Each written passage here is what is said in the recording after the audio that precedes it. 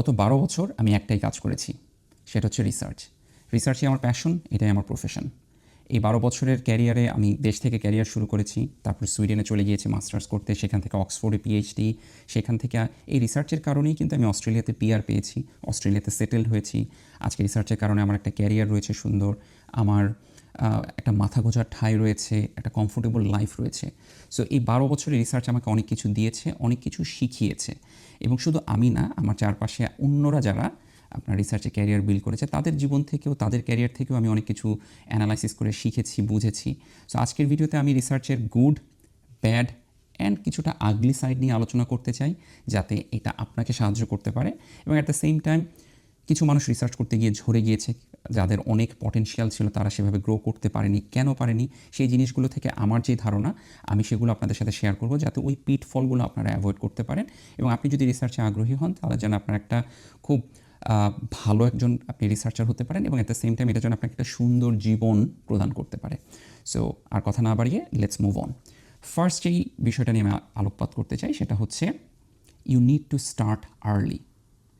এখন আর্লি বলতে ক্যারিয়ারের এই ডিসিশনটা যারা আর্লিতে শুরু করতে পেরেছে, অবভিয়াসলি আর্লি স্টার্টারদের একটা অ্যাডেড অ্যাডভান্টেজ সবসময় থেকেই থাকে।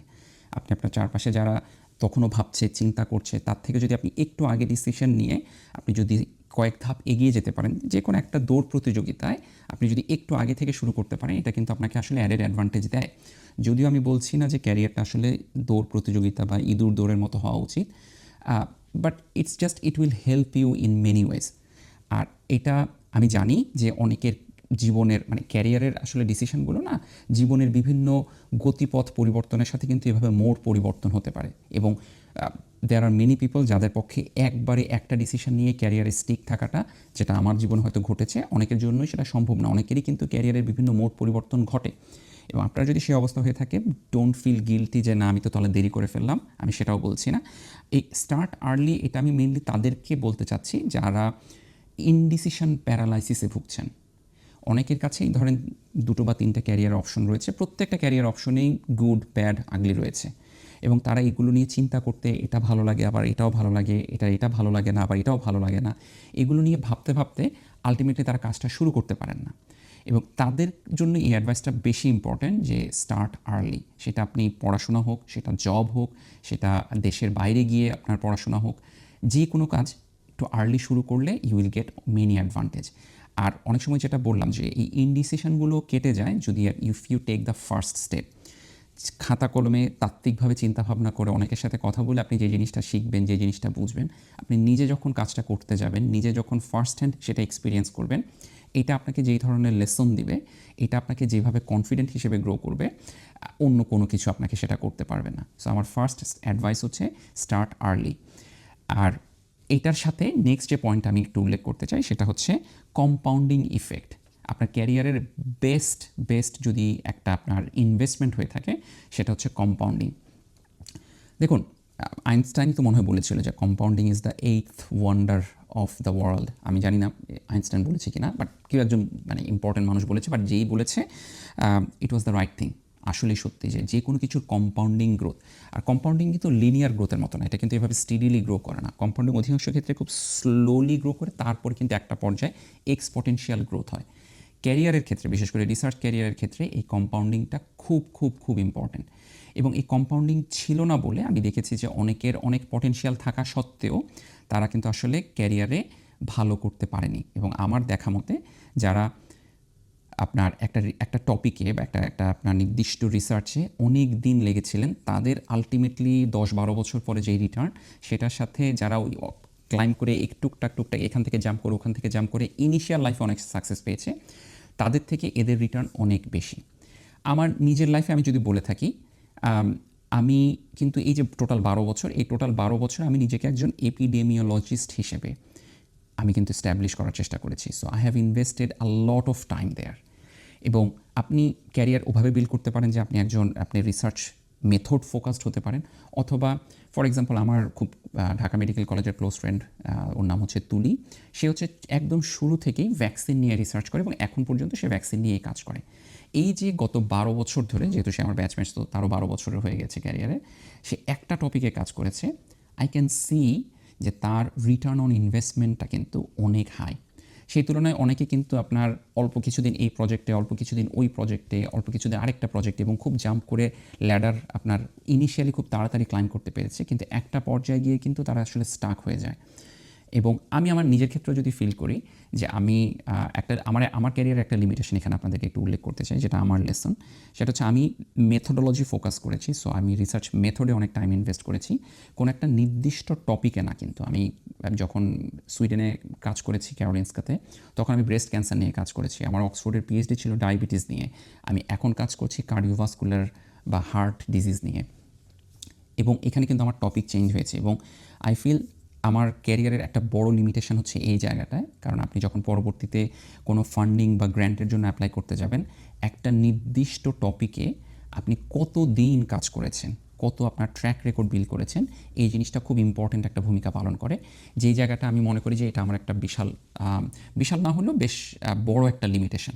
অন দি আদার হ্যান্ড, আমি যেটা বলেছি যে আমি ক্যারিয়ার বিল্ড করার চেষ্টা করেছি মোর অফ মেথড ফোকাস, যে আমি বিগ ডেটা সম্পর্কে জানতে চাই। আমি হচ্ছে এপিডেমিওলজির যে রোবাস্ট অ্যাডভান্সড যেসব অ্যানালাইসিস টেকনিক সেগুলো সম্পর্কে বিল্ড করতে চাই। সেটার একটা অ্যাডভান্টেজ হচ্ছে যেহেতু আপনি মানে এই ক্যারিয়ারটা হচ্ছে আপনি যদি মেথড ফোকাসড হন, তাহলে আপনার ক্যারিয়ারটা মোর অফ একটু আলুর মতো হবে। সো কারণ আপনাকে আসলে তখন যে কোনো জায়গায় ইউজ করা সম্ভব। সো এটার একটা অ্যাডভান্টেজ হচ্ছে যে এতে আপনার জবের অভাব হবে না। আপনি অনেক জায়গায়, যে কোনো জায়গায়, যেটা বললাম, আলু যেরকম অনেক তরকারিতে ব্যবহার করা যায়, ঠিক একইভাবে আমার যে স্কিলটা রয়েছে সেই স্কিল আজকে আমি ইনফেকশাস ডিজিজেও কাজে লাগাতে পারবো, আমি ভ্যাকসিনেও কাজে লাগাতে পারবো, আমি আপনার কী বলবো যে হার্টের ডিজিজেও কাজে লাগাতে পারবো, যে কোনো জায়গায় সম্ভব। কিন্তু ওই যে একটা বড় লিমিটেশন হচ্ছে যে আমি যখন গ্র্যান্টে অ্যাপ্লাই করতে যাই, তখন সেই ক্ষেত্রে আমার থেকে আজকে যে চাইনিজ বা যে অস্ট্রেলিয়ান ছেলে বা মেয়েটা গত 10 বছর ধরে ওই একটা টপিকে কাজ করছে, তাদের থেকে আমার আসলে একটু স্লাইট ডিসঅ্যাডভান্টেজ রয়েছে। So you need to decide যে আপনার স্ট্রং হোল্ডটা কোথায়। এবং এখানে আমি দুটো এক্সাম্পলই দিলাম। আপনি যদি চিন্তা করেন যে আমি একটা টপিক স্পেসিফিক হব এবং সেই টপিকে আমি লং টার্ম ক্যারিয়ার বিল্ড করতে যাবো, that's very fine and go for that. এবং আমার জেনারেল অ্যাডভাইস সেটাই হবে। On the other hand, if you think যে না, আমি আসলে মেথড বা রিসার্চ ফোকাসড বা রিসার্চ মেথড ফোকাসড হবো, that is also a nice idea. এবং সেই ক্ষেত্রে যেটা হচ্ছে ইউড হ্যাভ মাল্টিপল অপশনস, বিভিন্ন প্রজেক্টে কাজ করার আপনার সুযোগ রয়েছে। বাট হয়তো ফান্ডিং ইস্যুতে you will get some sort of backlash. Anyway, there is no definite answer, প্রত্যেকটারই প্রোজ অ্যান্ড কোনস রয়েছে। নেক্সট যে বিষয়টা আমি আলোচনা করতে চাই সেটা হচ্ছে আপনার বেস্ট অ্যাসেট হচ্ছে আপনার স্কিল। দেখুন, এখানে রিসার্চে যখন আপনি ক্যারিয়ার করছেন, যেটা বললাম যে অনেকের অনেকগুলো স্কিলই রয়েছে, কারো হয়তো নেটওয়ার্কিং স্কিল ভালো, কারো হয়তো কমিউনিকেশন স্কিল ভালো, কিন্তু সব কিছু মিলিয়ে আপনাকে স্কিলের একটা প্রপার, আমি বলবো, ল্যান্ডস্কেপ দাঁড় করানো লাগবে। যে আপনি যেই টপিকে রিসার্চ করছেন সেই টপিকের রিসার্চের জন্য জেনারেল অনেকগুলো আপনার স্কিল প্রয়োজন হয়, analytic skill, data analysis skill, এগুলো তো লাগবেই। সেটার পাশাপাশি আপনাকে আরও কিছু সাইডে, যে আপনার নেটওয়ার্কিং, লিডারশিপ, আপনার অর্গানাইজেশন স্কিল, এই জিনিসগুলোকে ফোকাস করে আপনার ম্যাপিং করা প্রয়োজন। এবং ম্যাপিং করে you need to invest time.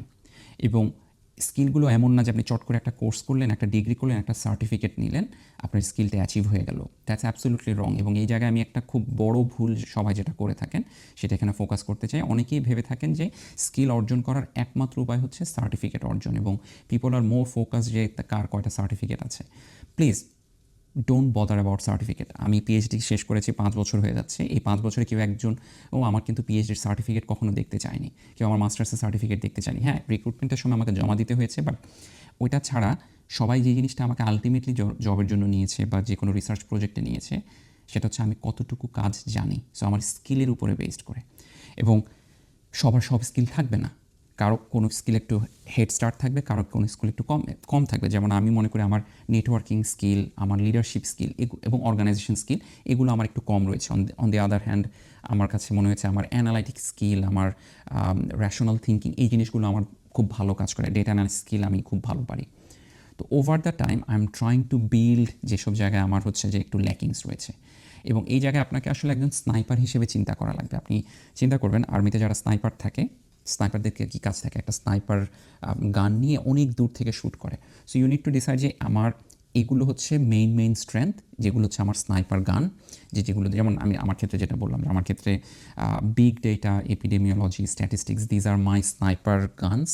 But on the other hand, I also need some sort of যে ওই যে একটা মানে যারা স্নাইপার থাকে তাদের কিন্তু আপনার দেখবেন যে কোনো একটা ব্যাক পকেটে বা ইয়েতে একটা একটা ছুরি থাকে, একটা রিভলভার থাকে, সো দ্যাট আপনার কাছাকাছি যখন ফাইট হয় তখন সেগুলো কাজে লাগানো যায়। সো আমি যে লিডারশিপ স্কিল, আমার যে অর্গানাইজেশন স্কিল, ওই জিনিসগুলোকে ওইভাবে বিল্ড করার চেষ্টা করছি, because these are very important. So কিন্তু ওই যে কিছু হচ্ছে আপনার প্রাইমারি স্কিল, কিছু হচ্ছে secondary skill, and you need to find out কোনটা কোনটা আপনার প্রাইমারি, কোনটা কোনটা আপনার সেকেন্ডারি। যেগুলো সেকেন্ডারি সেগুলোকে বিল্ড করতে হবে, প্রাইমারিগুলোকেও বিল্ড করতে হবে, এবং সেটার উপরে প্রাইমারি সেকেন্ডারি হিসেবে বেস করে you need to commit time. But দিন শেষে যাই কিছু হোক, দ্যার ইজ নো শর্টকাট। অনেকেই দেখবেন যে এটা ওটা করে ইনিশিয়াল ফেজে অনেক কিছু অ্যাচিভ করতে পারে, এবং দ্যাট সিমস ভেরি আনফেয়ার। আমি নিজের জীবনেও দেখেছি অনেককে চট করে কোনো একটা সুবিধা নিয়ে বা কোনো কোনো না কোনোভাবে তারা অনেক কিছু অ্যাচিভ করে ফেলেছে শর্ট টার্ম গেইন, এবং তখন কাছে মনে হচ্ছিল যে আমি আসলে এত কষ্ট করছি, এত পরিশ্রম করছি, এত লং টার্ম থিঙ্কিং করছি, কিন্তু এরা তো ঠিকই শর্টকাটে অনেক কিছু অ্যাচিভ করে ফেলেছে। But trust me, when you look back, এই যে 10-12 বছর পরে যখন দেখবেন, যেটা বললাম যে কম্পাউন্ডিংয়ের যে গ্রোথটা, আপনার স্কিলটা কম্পাউন্ডিং হিসেবে গ্রো করতে থাকে, এটার কোনো শর্টকাট হয় না।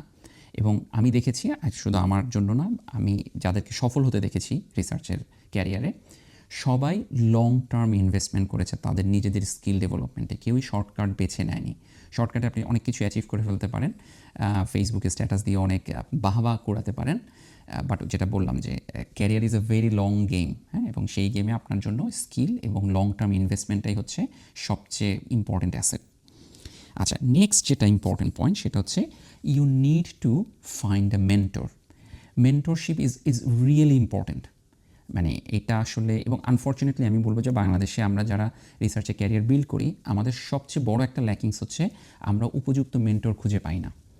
এবং আপনাকে একজন মেন্টর জোগাড় করতে হবে যে এখানে আপনি কাজ করছেন। এবং মেন্টরশিপের জন্য দেখুন, আমি বলবো যে অধিকাংশ মানুষজন মেন্টর হিসেবে চিন্তা করেন যে তিনি যে অফিসে কাজ করছেন বা যেই প্রজেক্টে কাজ করছেন তার ইমিডিয়েট বসকে আলটিমেটলি উনি মেন্টর হিসেবে চিন্তা করেন, হুইচ ইজ গুড, বাট একটু ট্রিকি। আমার দেখা এখন পর্যন্ত বাংলাদেশে যারা বস, তারা ইনিশিয়াল ফেজে যদিও ভালো মেন্টর হয়ে থাকেন, বাট ওভার দ্য টাইম একটা কনফ্লিক্ট অফ ইন্টারেস্ট গ্রো করতে থাকে। অবভিয়াসলি চিন্তা করেন আমি আপনার বস এবং আপনি আমার মেন্টি, আমি আপনাকে মেন্টরিং করছি, আমার একটা ইনভেস্টেড ইন্টারেস্ট রয়েছে যে আপনি আমার প্রজেক্টের জন্য, আমার রিসার্চের জন্য কাজ করবেন। সো আমি আপনাকে গ্রো করছি কারণ আপনি আমার টোটাল টিমে প্রোডাক্টিভিটি বাড়াবেন। 1 বছর পরে হঠাৎ করে আপনি বললেন যে না, আপনি আসলে একটা সুযোগ পেয়েছেন এবং আপনি মাস্টার্স করতে এখন ইউকেতে বা ইউএসএতে চলে যাচ্ছেন। সেই জিনিসটা আমাকে কিন্তু একটা কনফ্লিক্টের মধ্যে ফেলে দেবে, এবং আমি চাইবো যে আমি একে এত ইনভেস্ট করলাম, এত আপনার টাইম এবং অন্যান্য আপনার কী বলবো যে রিসোর্স ইনভেস্ট করলাম, কিন্তু আপনি সব কিছু ফেলে চলে যাচ্ছেন। সো এটা একদিক থেকে আমার জন্য লস হচ্ছে। সো এই জন্য আমার জেনারেল এক্সপিরিয়েন্স হচ্ছে যে আপনার ইমিডিয়েট ওয়ার্ক বস যারা, তারা মেন্টর হিসেবে খুব বেশি ভালো না। You also need to find, হ্যাঁ, যদি আপনি ওইরকম লাকি হয়ে থাকেন, use them, try to learn from them, but you also need to find other mentors as well, যারা আপনাকে আসলে বিগার পিকচারটা এবং অনেকটা আনবায়াসড নিউট্রাল অপিনিয়ন দিতে পারে। কারণ যেটা বললাম যে অফিসের থেকে কিন্তু অনেকটা কনফ্লিক্ট অফ ইন্টারেস্ট থেকে যেতে পারে। সো আপনাকে আনবায়াসড অপিনিয়ন দেওয়ার জন্য ইউ নিড আউটসাইড মেন্টর। আর মেন্টর খোঁজার জন্য দেয়ার আর সাম ইম্পর্টেন্ট ক্রাইটেরিয়া। অনেকে মেন্টরশিপটাকে চিন্তা করেন এবং রিসার্চের ক্যারিয়ারটাকে আপনি দুই ভাগে বিল্ড করতে পারেন। একভাবে হচ্ছে আমি যেটাকে ফান করে বলি যে কোনো পীরের মুরিদ হওয়া, অর্থাৎ আপনি অফিসের থ্রুতে বলেন অথবা আপনার নন প্রফেশনাল সেটিংয়ে আপনি একজনকে পীর মেনে নিলেন, আপনার মেন্টরকে আপনি পীর হিসেবে ট্রিট করছেন এবং পীর যেই কথা বলছে আপনি মুরিদ হিসেবে সেই কাজ করে যাচ্ছেন। And I have seen people doing that sort of career, a big red alert for that. এদের কাউকেই লং টার্মে আমি অন্তত জব নিয়ে স্যাটিসফাইড দেখিনি। হ্যাঁ, ইনিশিয়ালি আপনি একজনের ছত্রছায়া থাকবেন, সে আপনাকে অনেক সাপোর্ট দিবে, অনেক কিছু করবে, বাট ওভার দ্য টাইম এটা না আসলে একটা কনফ্লিক্টের জন্ম দেয়। কারণ কোনো না কোনোভাবে একটা সময় আপনার মনে হবে যে আপনি বিড়ালের বাচ্চার চোখ ফোটার মতো আর কি। আপনি হয়তো একদম ছোট ছিলেন, ইনিশিয়ালি স্টার্ট করেছেন এবং ওই পীরের ছত্রছায়া থেকে you are feeling very comfortably আপনি গ্রো করছেন। একটা পর্যায়ে যখন আপনি ইন্ডিপেন্ডেন্স যাবেন, আপনি যখন নিজের মতো করে বিল্ড করতে যাবেন সব কিছু, they will not agree with that. এবং আমার দেখা, আমার সমসাময়িক বা আমার সিনিয়র যাদেরকে দেখেছি বিভিন্ন সময় আমাকে ব্লেম করেছে। আচ্ছা, আমাকে ব্লেম করার আগে আমি বলিনি, আরেকটা অপশন হচ্ছে, ঠিক আছে, যে একলা চলো রে, নিজের পথ, নিজের ক্যারিয়ার, নিজেকে ফোকাস করো, নিজের মতো করে আগাও, নিজের যেটা ভালো মনে হয়। এটার ইনিশিয়াল গেইনটা খুব কম এবং অনেক ক্ষেত্রে আপনাকে অনেকে বিমাতা সুলভ আচরণ করবে আপনার সাথে। আপনার অনেক সময় মনে হবে যে আপনি এতিমের মতো আছেন, আপনাকে কেউ হেল্প করছে না সেভাবে।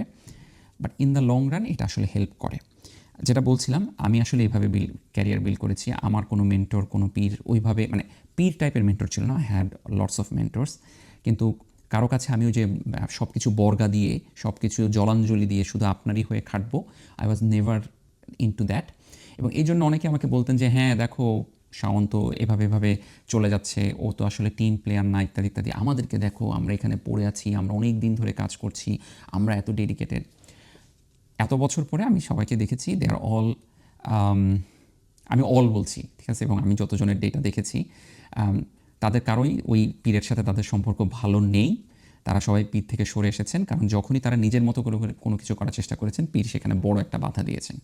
সো পীরের মুরিদ হয়ে ক্যারিয়ার বিল্ড শুরু করলে there is a big risk, be careful about that. আচ্ছা, এটা গেল হচ্ছে আপনার ইয়ে সম্পর্কে। এরপরে একটা খুব controversial topic, and that's also an ugly topic, যেটা হচ্ছে অফিস পলিটিক্স। এখন রিসার্চের ক্যারিয়ারে অফিস পলিটিক্স কি আছে কি না? সহজ উত্তর হচ্ছে হ্যাঁ আছে। এখন আপনি বলতে পারেন এটা কি দেশে আছে নাকি বিদেশে আছে। আমি বলবো যে মানুষ যেহেতু সামাজিক প্রাণী, সামাজিক প্রাণীর সাথে মানুষের আরেকটা পরিচয় হচ্ছে মানুষ পলিটিক্যাল প্রাণী, এবং এর জন্য ফ্যামিলি পলিটিক্স বিদ্যমান, আমাদের সোসাইটিতে পলিটিক্স বিদ্যমান, আমাদের অফিসেও পলিটিক্স বিদ্যমান। সো দেশে বিদেশে সব জায়গায় পলিটিক্স রয়েছে। তবে বাংলাদেশে পলিটিক্সটা একটু মনে হয়, আমার বলবো যে ক্ষেত্রটা একটু বেশি, নোংরামিটা কিছু কিছু ক্ষেত্রে বেশি হয়ে থাকে, এবং একদম উপর থেকে নিচ মহল সব জায়গায় এটার ব্যাপ্তি বা বিস্তৃতিটা অনেক বেশি। বিদেশেও রয়েছে, ডেফিনেটলি রয়েছে, আমি বলছি না বিদেশে সবাই একদম সাধু, কিন্তু বিদেশে পলিটিক্সটা একটু আপার লেভেলে হয়, লোয়ার লেভেলে আপনাকে টাচ করবে না। আরেকটা জিনিস হচ্ছে ওই যে এটার ব্যাপ্তি বা এটার নোংরামিটা হয়তো অতটা বেশি না। এটা আমার দেশে এবং দেশের বাইরে ক্যারিয়ার করে এটা মনে হয়েছে। আনফর্চুনেটলি বাংলাদেশে যে কোনো অফিস পলিটিক্সের মতোই রিসার্চে অফিস পলিটিক্স বিদ্যমান। এখন নেক্সট প্রশ্ন হচ্ছে আপনি কি পলিটিক্সে অংশগ্রহণ করবেন নাকি করবেন না। Again, if you want some short term gain, আপনি কারো পীরের ছত্রছায়া থাকতে চান, প্রবাবলি ওই ধরনের অফিস পলিটিক্স করা, গসিপ করা, এটা আপনাকে ইনিশিয়ালি বেনিফিট দিবে, বাট লং রানে ইউ উইল সাফার। এবং এই জন্য আমি আপনাকে বলবো যে কোনো জায়গায় আপনি কাজ করতে যান, দেখবেন যে সেখানে হয়তো কিছু গসিপ গ্রুপ তৈরি হচ্ছে, সেখানে কিছু আপনার পলিটিক্স আপনি ফিল করতে পারবেন, যেটাকে আপনি বাইরে হয়তো ওভাবে ডিফাইন করা সম্ভব না, কিন্তু আপনি ভিতরে ফিল করতে পারবেন। Try to avoid them at all cost. এবং এটাও যে ওটার সাথে লিঙ্কড, আপনি যদি পীরের মুরিদ না হতে চান, অবভিয়াসলি আপনার পলিটিক্স করার দরকার নাই, বাট কারো মুরিদ হতে চাইলে অবভিয়াসলি পলিটিক্স করতে হবে। আর দেশের বাইরে আমি যেটা বলবো যে দেশের বাইরে অধিকাংশ ক্ষেত্রে, হ্যাঁ, আমি যদি আজকের কথার কথা, আমি যে ইউনিভার্সিটিতে কাজ করি, সেই ইউনিভার্সিটিতে আমি যে ডিপার্টমেন্টে কাজ করি সেটার হেড অফ ডিপার্টমেন্ট হতে চাই, অথবা আমি যদি সেই ইউনিভার্সিটির ডিন হতে চাই, definitely it is very political. এখানেও অনেক ধরনের পলিটিক্স কাজ করে, প্রবাবলি সেসব জায়গায় I will get affected. Unfortunate truth হচ্ছে যে আমরা যারা ফার্স্ট জেনারেশন হিসেবে দেশের বাইরে ক্যারিয়ার করি, অনেক ক্ষেত্রে আমরা আসলে ওই টপ পজিশনগুলো অনেক ক্ষেত্রে আর্ন করতে পারি না, আর করলেও সেটা একদম ক্যারিয়ারের শেষের দিকে গিয়ে। ততদিন আপনিও আসলে টোটাল পলিটিক্যাল ল্যান্ডস্কেপ বুঝে যাবেন যে কোন জায়গায় আসলে কী বলতে হয়, কী না বলতে হয়। আমি যেটা বললাম যে দেখেন, অনেক ক্ষেত্রে পলিটিক্স অ্যাভয়েড করা আসলে ইম্পসিবল, সেটা দেশে হোক দেশের বাইরে হোক। আমার আপনার কাছে অনুরোধ থাকবে, অন্তত আর্লি স্টেজে don't involve in those politics, কারণ আর্লি স্টেজে you will do rookie mistake. But over the time একটা অর্গানাইজেশনে যদি আপনি বহু বছর থাকেন, ইউ উইল আন্ডারস্ট্যান্ড যে কার টেম্পারমেন্ট কীরকম, কার সাথে কার কনফ্লিক্ট, সেই জিনিসগুলো তখন যদি চিন্তা করে ইফ ইউ থিঙ্ক যে না কোনো একটা জায়গায় আপনি কোনো রোল প্লে করতে পারেন, again don't play nasty politics, that's not welcome at all. But যদি কোনো কিছু ক্ষেত্রে মনে হয় যে না you can get some benefit, যদি আপনি একে ম্যানেজ করতে পারেন, এর সাথে ওটা একটা ট্রিটি করতে পারেন, ডু দ্যাট, বাট ওই যে ইনিশিয়ালি না, কারণ you will do rookie mistake. আচ্ছা, এরপরের যে বিষয়টা নিয়ে আমি আলোচনা করতে চাই, এবং এটা ইনভ্যারিয়েবলি আমি এটা কোয়েশ্চেন পেয়ে থাকি, সেটা হচ্ছে দেশে ক্যারিয়ার করব নাকি দেশের বাইরে ক্যারিয়ার করব, এবং দেশের বাইরে যদি আমি ক্যারিয়ার করতে চাই, আমি কি আর্লি মুভ করব নাকি আমি একটু দেরিতে মুভ করব। এখন ওই যে এই ক্ষেত্রে আমি যেটা বলবো যে আবার একটু যে পেছনের গল্পেতে যদি যাই, আমি অনেকেই দেখেছি they have invested a lot of time in Bangladesh, তাদের বাংলাদেশে ক্যারিয়ার বিল্ড করার চেষ্টা করেছেন, অনেক কাজ করেছেন, তারপরে তারা দেশের বাইরে এসেছেন। যখনই দেশের বাইরে এসেছেন, বাংলাদেশে তারা তাদের যে লেগেসিটা বিল্ড করেছেন সেটা অবভিয়াসলি একটু ক্ষয় হওয়া শুরু করলো, এবং ওই সময় অফিস পলিটিক্সের কারণে আরেকজন গিয়ে জায়গা দখল করলো। সো ওভার দ্য টাইম তাদের তখন ওইখানে পজিশন নড়বড়ে হয়ে গেল। অন দি আদার হ্যান্ড, তারা হয়তো ডিসাইড করেছেন যে তারা দেশের বাইরে আসবেন না, কখনো থাকবেন না, কিন্তু যখন দেশের বাইরে আসার পরে ওই ধরনের কমফোর্ট, ওই ধরনের আপনার লাইফের যে সিকিউরিটি, মানে দেশের বাইরে আসার যে বেনিফিটগুলো রয়েছে, সেগুলো যখন তারা আস্তে আস্তে আঁচ করা শুরু করলেন, they have change their mind. এটা আমার সাথেই ঘটেছে। দেখুন, আমি আমার ওয়াইফ, ওরা এক ভাই এক বোন, এবং ভাইয়া হচ্ছে ফ্রান্সে সেটেল। সো আমার ওয়াইফ সবসময় আমাকে বলতেন যে উনি আর যা কিছু হোক, উনি দেশের বাইরে কখনো সেটেল হবেন না, উনি সবসময় দেশে থাকতে চান। তো আমি যখন সুইডেনে পড়তে আসি, ওই সময় তার কথা ছিল যে দেশে থাকলে দেশেই কিছু করি। কিন্তু যাই হোক, আমি যে বছর আসি, পরের বছর সেও আপনার মাস্টার্স করার জন্য সুইডেনে আসে। এবং সুইডেনে এসে 3 বা 4 মাস থাকার পরেই সে একদিন আমাকে খুব ফ্র্যাঙ্কলি বলল যে দেখো, আমি তোমাকে বলেছি যে যাই কিছু হোক আমরা দেশে ফেরত যাব বা দেশেই ফোকাস করব, বাট এই 3-4 মাসে আই হ্যাভ ডিসাইডেড যে না, আমরা আসলে দেশের বাইরে থাকতে চাই। এবং আমি খুব অনেস্টলি বলছি আমাদের জীবনের কথা, এবং আমি এরকম অনেককে দেখেছি। অনেকে অবশ্য অনেক এক্সকিউজ দাঁড় করান যে ছেলে মেয়ের ভবিষ্যৎ, আমি তো থাকতে চাই না, অমুকে থাকতে চাই। সো আপনার যদি সুযোগ থাকে, দেশের বাইরে আর্লি আসার চেষ্টা করেন, কারণ একটা জায়গায় আপনি যত টাইম ইনভেস্ট করবেন, ওই যে আবার যে কম্পাউন্ডিংয়ের যে ইফেক্টটা, সেইটা আপনাকে অনেক অনেক দূর এগিয়ে নিয়ে যাবে অনেক ক্ষেত্রে। যারা আমি দেখেছি যে যারা আসলে লেট 30s-এ পিএইচডি করার জন্য হোক, মাস্টার্স করার জন্য দেশের বাইরে এসেছেন এবং তারপরে সেটেল হওয়ার জন্য ট্রাই করছেন, তাদের সাফারিংটা আমি আপনার কী বলবো, যে 25-26 বছর বয়সে যে সাফারিংটা ফিল করেছি, তাদের থেকে তাদের সাফারিং অনেক বেশি। এবং তাদের জন্য আমার আসলে অনেক সময় সরি ফিল হয়। হাউএভার, আমি কিন্তু একবারও বলছি না আপনার বয়স যদি এখন মানে আপনি যদি লেট 30s বা আর্লি 40s হোক, আমি আপনাকে কিন্তু এটা বলছি না যে আপনার পক্ষে আসা সম্ভবই না। Please do come. জাস্ট এতটুকু বলছি যে আপনার হয়তো স্ট্রাগলটা একটু বেশি হবে, এবং এই জন্য আসলেই নিজের মনের সাথে একটা বোঝাপড়া করেন যে আপনি কি দেশের বাইরে আসতে চান কি না। এবং এই জন্য আমার জেনারেল অ্যাডভাইস হচ্ছে, আপনি যদি দেশের বাইরে না আসতে চান, লং টার্ম সেটেলমেন্টের কথা নাও চিন্তা করেন, অন্তত দেশের বাইরে পড়াশোনা করার জন্য, একটা ডিগ্রি নেওয়ার জন্য আর্লি আসুন, so that you can compare যে বাংলাদেশে আপনার জীবন বা ক্যারিয়ার কীরকম, বিদেশে আপনার জীবন এবং ক্যারিয়ার কীরকম। এবং তখন যদি আপনি ডিসিশন নেন, এবং আমি এই ধরনের কেসও রয়েছে যারা আপনার আমেরিকাতে, ইউকেতে, আপনার বিভিন্ন জায়গায় এবং অস্ট্রেলিয়াতে মাস্টার্স পিএইচডি করে তারা কিন্তু দেশে ব্যাক করেছেন এবং দেশে খুব ভালো রয়েছেন। But try to make that decision early. দেশের বাইরে এসে ওই কম্প্যারিজনটা করে make that decision early, so that আপনি দেশে টাইম ইনভেস্ট করেন বা দেশের বাইরে করেন, you have enough time to invest there. But আপনি যদি দেশে 10 বছর ক্যারিয়ার করে তারপরে বিদেশে এসে একটু করছেন, নড়বড়ে হয়ে যায়, ওই মাঝখানের যে একটা ব্রেক হয়ে যায়, সেই ব্রেকটা আসলে খারাপ। তার থেকে আপনি আর্লি শুরু করে আর্লি শেষ করে যদি দেশে ব্যাক করেন এবং এরপরে দেশে আপনি 10-15-20 বছর টাইম ইনভেস্ট করতে থাকেন, I think that is a better deal. আমি বলছি না সবাইকে দেশের বাইরেই ক্যারিয়ার করতে হবে, বাট যেটাই আপনি করুন, আর্লি পড়ার চেষ্টা করুন, so that you can make that informed decision, experienced based decision. শোনা কথায়, আবেগের কথায়, অনেক কথায় বলা যায়, বাট যতক্ষণ পর্যন্ত আপনি নিজে এক্সপিরিয়েন্স না করছেন, নিজে ওই এক্সপিরিয়েন্সের ভিত্তিতে ডিসিশন না নিচ্ছেন, ততক্ষণ পর্যন্ত আমি বলবো যে you need to explore that option. আচ্ছা, খুব ইম্পর্টেন্ট, সেটা হচ্ছে মেন্টরিংয়ের ক্ষেত্রে এটার সাথে একটু লিঙ্কড। আমি আরেকটা জিনিস বলে নিই, অধিকাংশ ক্ষেত্রে রিসার্চ যখন আপনি শিখছেন, আপনি ইন্টার্নশিপ করছেন, মেন্টরিং কোনো প্রোগ্রামে অ্যাটেন্ড করছেন, মানুষজন আপনাকে ফ্রি খাটাবে, এবং আমি নিজেও ফ্রি খেটেছি, এবং আমার কাছে মনে হয় যে আসলে you need to invest that time and labour, যেখানে হচ্ছে যে আপনাকে আসলে কোনো কিছুর বিনিময় ছাড়া শুধুমাত্র শেখার জন্য you need to invest time. However, be careful of how much free labour you are putting. শুধু ফ্রিতে কাজ করে যাব, আমি এরকম অনেককে চিনি, তারা এবং তাদের যারা হচ্ছে যে আপনার পীর রয়েছেন, তারা এমনভাবে প্রিচ করেন যে রিসার্চ করতে করতে তুমি শহীদ হয়ে যাবা, জুতার তলাক হয়ে যাবে। না, দেখেন, দিন শেষে যাই কিছু হোক, আমাদের সবাইকে সংসার চালাতে হয়, আমাদের সবাইকে বিল মাস শেষে পে করতে হয়। সো আপনার মেন্টরি যদি আপনার রিসার্চ করতে করতে জুতার তলাক হয়ে ফেলে, ট্রাই টু অ্যাভয়েড দ্যাম, কারণ at the end of the day you need a financial system, যেখানে you need funding, you need a job, you need a career, যেন আপনি সব কিছু করে চলতে পারেন। এবং এই জায়গাটায় ফ্রি খাটবেন, বাট কতটুকু ফ্রি খাটবেন সেটার ব্যাপারও আছে। শুধুমাত্র যে যত বেশি ফ্রি খাটতে পারে, এবং যারা যেসব মেন্টর আপনাকে ফ্রি খাটার উপরে বেশি বয়ান দিবে, তাদেরকে অ্যাভয়েড করবেন। That's my golden advice for you. Obviously আমার সাথে অনেকে কাজ করেছেন, তারা ফ্রিতে কাজ করেছেন, বাট আমি কখনোই তাদেরকে ফ্রিতে কাজ করা, ফ্রিতে খাটা, এই জিনিসটাকে খুব গ্লোরিফাই করার চেষ্টা করি না। You do that, that's like optimum. চিনি খাওয়ার মতো, অনেক বেশি চিনি খাবেন না। হ্যাঁ, চিনি প্রয়োজন আপনার খাবারকে সুস্বাদু করার জন্য, বাট অনেক বেশি চিনি খেলে তো আপনার স্বাস্থ্যের সমস্যা হবে। সো একইভাবে আপনি ফ্রি খাটবেন কিন্তু অনেক বেশি না, যেটা করতে করতে আপনার আসলে ক্যারিয়ারের প্রসপেক্ট এবং আপনার ফাইন্যান্সিয়ালি আপনি অনেক মানে একটা লুজিং সিচুয়েশনে যান। আমি সেটা কখনোই আপনাকে চাইবো না। এই ক্ষেত্রে আমি কিছুটা পুঁজিবাদী রিসার্চার। আমি মনে করি যে আপনি যাই কিছু করেন দিন শেষে you need a family, you need a কী বলবো যে you need bills to pay, right? So এই জন্য ইউ নিড মানি, এবং দ্যাটস ভেরি ইম্পর্ট্যান্ট। আর আরেকটা ইম্পর্টেন্ট পয়েন্ট, অনেকেই ভেবে থাকেন যে রিসার্চ মানেই হচ্ছে publication, but that's just very narrow way of thinking. Research মানেই পাবলিকেশন না। রিসার্চ মানে একটা বিশাল বিস্তর জিনিস। রিসার্চ মানে হচ্ছে একটা প্রজেক্ট ম্যানেজমেন্টও রিসার্চ মানে হচ্ছে গ্র্যান্ট আনা রিসার্চ মানে হচ্ছে আপনার একটা ডেটা ম্যানেজমেন্ট করা, একটা ডেটা অ্যানালাইসিস স্কিল শেখা, আপনার স্টেক হোল্ডার মিটিং করা, অনেক কিছু। একটা রিসার্চ মানে অনেক একটা বৃহৎ জিনিস, এবং সেটারই একটা এন্ড প্রোডাক্ট হচ্ছে পাবলিকেশন। কিন্তু আমাদের দেশে আনফর্চুনেটলি এখন এমন একটা কনসেপ্ট অনেকে ঢুকিয়ে দিয়েছেন যে রিসার্চ মানে হচ্ছে পাবলিকেশন, যার যত বেশি পাবলিকেশন সেই তত বড় researcher.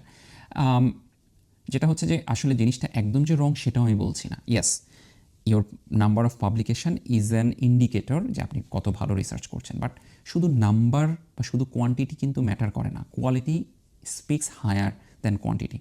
So you need to focus on quality. আর ওই যেটা বললাম যে এটা তো জাস্ট একটা part, but there are excellent researchers যারা হচ্ছে যে আসলে রিসার্চের অন্যান্য, যেমন একটু আগে আমি একদম শুরুতে আমার ফ্রেন্ড তুলির কথা বলেছিলাম, সে বহুদিন রিসার্চে কাজ করেছে, যেখানে সে বাংলাদেশে যে ভ্যাকসিন ট্রায়ালগুলো হচ্ছে সে ট্রায়ালের সে পার্ট হিসেবে কাজ করে, সেই ট্রায়ালগুলো ম্যানেজ করেছে, পেশেন্ট ম্যানেজ করেছে, ট্রায়াল কীভাবে আপনার ফিল্ড ম্যানেজ করেছে, and that is also a part of research. So আজকে আপনার অমুক ফ্রেন্ড শুধুমাত্র বসে এখান থেকে ওখান থেকে ডেটা কালেক্ট করে, বা অনেকে ডেটা নিজেরা তৈরি করে আপনার ভুংভাং পাবলিকেশন করছে, আর আপনি হয়তো কোনো একটা প্রজেক্টে গিয়ে হচ্ছে কাজ করছেন, আপনি গ্র্যান্ট লেখার চেষ্টা করছেন, রিসার্চ স্কিল শেখার চেষ্টা করছেন, এবং আপনার কাছে মনে হচ্ছে যে ইউ আর লুজিং। না, at the end of the day you will not lose, you will gain. So yes, আপনার publication is a very important part of your research, but it's not the whole part, এবং এইটার উপরে সব কিছু depend করে না। আরেকটা ধারণা হচ্ছে বিদেশে স্কলারশিপ পেতে হলে আপনাকে পাবলিকেশন থাকাই লাগবে, এবং শুধু পাবলিকেশন অনেক পাবলিকেশন থাকা লাগবে, দ্যাটস অলসো রং। আপনার যদি ঠিক মতো একটা দুইটা কাজ থাকে এবং সেই ধরনের যদি রিসার্চ এক্সপিরিয়েন্স থাকে, মাস্টার্স করার জন্য পৃথিবীর কোনো দেশে মাস্টার্স করার জন্য আপনার কোনো পাবলিকেশনের প্রয়োজন হয় না। হ্যাঁ, পিএইচডি করার ক্ষেত্রে কিছু ক্ষেত্রে আপনার কিছুটা পাবলিকেশন, কয়েকটা পাবলিকেশন থাকা লাগে, তাও সেরকম না যে 5টা 10টা থাকা লাগবে। 2-3টা high quality publication speaks volume then হচ্ছে যে আপনার অনেকগুলো লো কোয়ালিটির আপনার 20টা 30টা বা 100টা পাবলিকেশন। সো আজকে এতটুকু থাকলো। অলরেডি এই ভিডিও অনেক লং হয়ে গিয়েছে, আরও অন্যান্য ভিডিওতে হয়তো অন্যান্য কথা বলবো, বাট আশা করি ওভারঅল রিসার্চ ক্যারিয়ার সম্পর্কে আপনার আরও একটা বিশদ ধারণা হয়েছে, যে কোন কাজগুলো করা উচিত, কোন কাজগুলো করা উচিত না, এবং এই ভিডিও থেকে আপনি উপকৃত হবেন এটাই আশা করছি। সো সবাই ভালো থাকবেন, আজকে এতটুকুই থাকুক। আসসালামু আলাইকুম।